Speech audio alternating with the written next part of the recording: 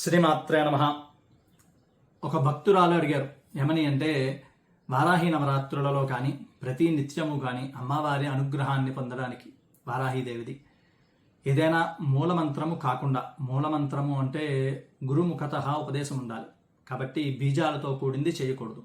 అలాగే పెద్ద స్తోత్రాలు అయితే చదవడానికి ఎక్కువ సమయం పడుతుంది కదా, చిన్నదైనటువంటి ఒక శ్లోకాన్ని, అది కూడా ఋషి చెప్పిన శ్లోకాన్ని చెప్పగలరు అని చెప్పి.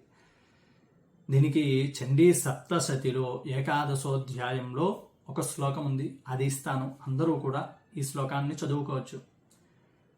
గృహీతోగ్ర మహాచక్రే దంష్ట్రోద్ధృత వసుంధరే వరాహరూపిణి శివే నారాయణి నమోస్తుతే.